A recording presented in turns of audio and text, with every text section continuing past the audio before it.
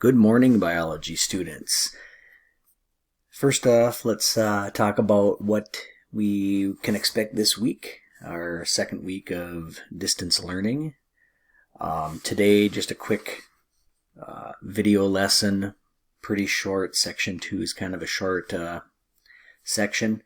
So I'll talk you through some of that, and also an online reading about the life of Charles Darwin, and you'll also fill out a reflection assignment with that.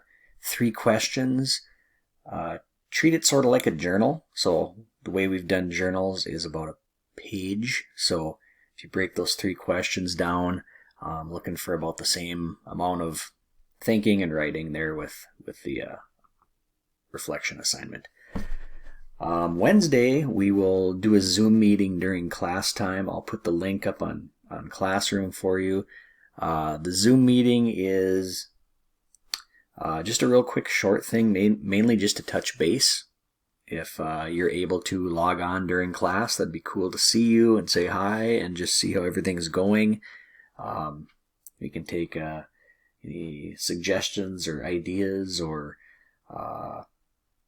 questions, things like that. So just a chance for us to touch base.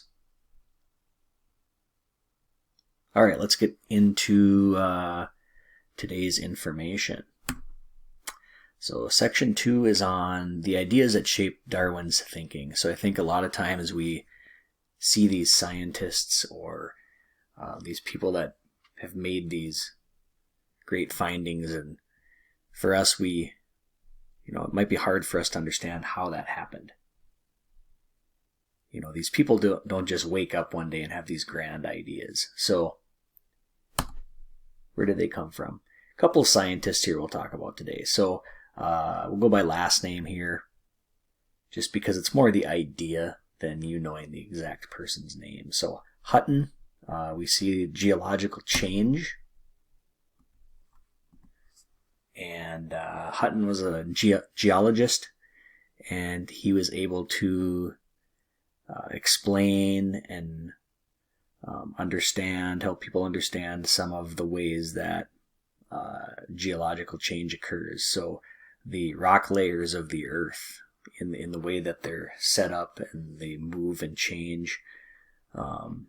Mountains, mountain creations, the way valleys came to be, erosion, all those things that you learned in 8th grade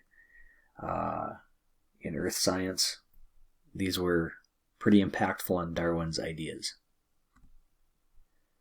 Another scientist named Lyell, and his word there, kind of a big word, uniformitarianism. Okay, it sounds complicated, but if you think about the word uniform, it's not that complicated. And that states that laws of nature are constant over time, and scientists must explain past events in terms of processes observed in the present day. So if we talk about the erosion of a landscape or an earthquake, we can most likely assume that the things we see happen in our world today, like an earthquake or a volcanic eruption, a tsunami, a river eroding out its route and eroding the land. Okay. Physical weathering, chemical weathering, all of these things that we see happen today, we can assume that a million years ago they occurred in the same manner. And I think that makes sense. Lamarck. This is a fun one. Lamarck, the urge to become more complex and perfect. Take a look at this explanation here.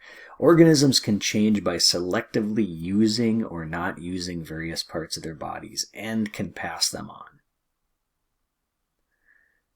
So let's say I only used somehow I could only move with my right leg. And I left my left leg just kind of hanging there and ran around all the time on my right leg. We can assume that my muscular development would be unbalanced, right? I'd have more use of my right leg. Muscles would be large and developed, and my left leg wouldn't be as much. So Lamarck's idea was, if we acquire a characteristic, we could pass that on. And that doesn't make sense, right? If I don't use my left leg and I have a child, does that mean they're going to have a huge muscular right leg and not a left leg? Probably not. So we now know this thinking is incorrect. However, it did help us to kind of sort out some misconceptions and refocus our thinking and understanding of how this stuff works. So it still had a purpose, even though it wasn't accurate. And then a guy called Malthus, who looked at population, particularly population analysis. For example, not enough living space for human growth. And we're going to get more into those things in ecology.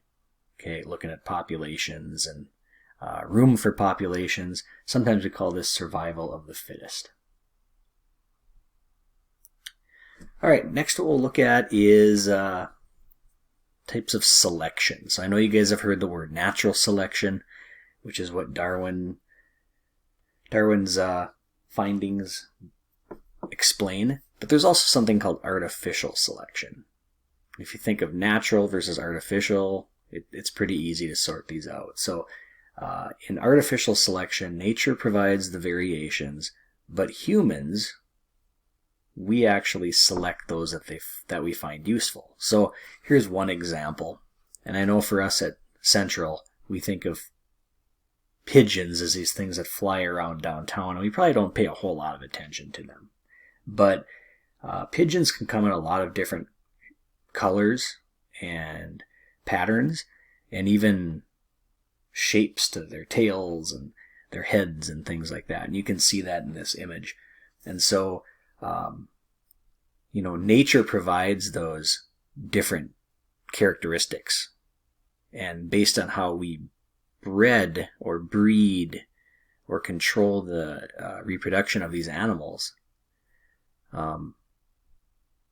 we can kind of produce the results, right? We can make these things look the way we want them to look. A better example of that is in dogs. And so we look at this slide, and any of you that have a dog can put your dog into this family tree, and it doesn't matter what kind of dog you have, we can see that the ancestor of dogs that we have as pets is the gray wolf.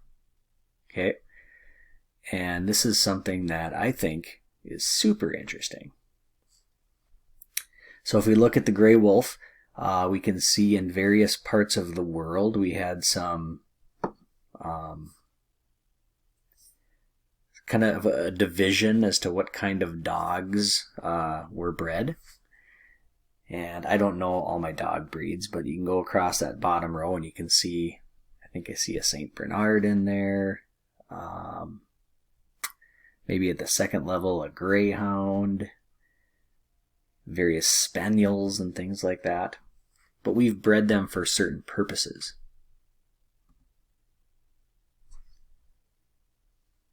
Where's my cursor? There we go. Okay. This slide simplifies it a little bit, but if you read the descriptions, and I encourage you to go and read those, we can see that it's not just the shape of the dog or the appearance of the dog. There's other things that we've actually selected for. Their fur, I can just scan this. Adaptations in their mouth, their way they breathe while using their mouth, the nose, the temperament of the dog in terms of how they react towards people, the size and the strength.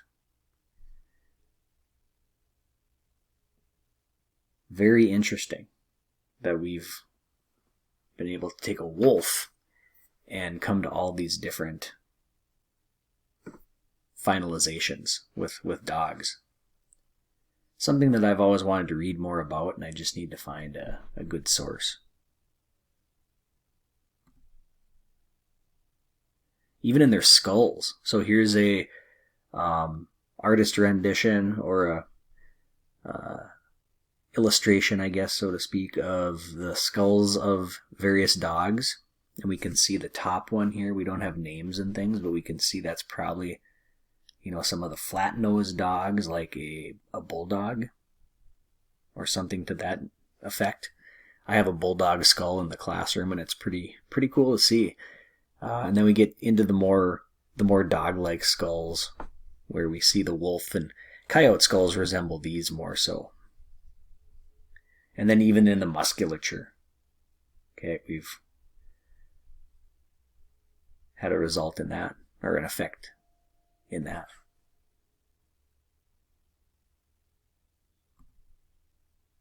And just for fun, I think all of us have seen the illustration, which maybe isn't totally correct, but the caveman, and then the human gets slightly more upright standing until it comes to modern man. But how about from a dog's perspective? Start off with a wolf.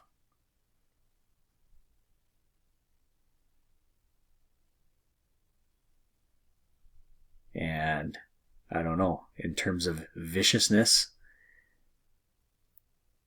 how do you think a dog feels when it looks back at its evolution? Something to think about. Okay, so we'll stop there for today. Just a real quick one. Go ahead, watch the video, or you have watched the video already if you got to this point. Go back, maybe read some of the descriptions under the dogs and think about that a little bit.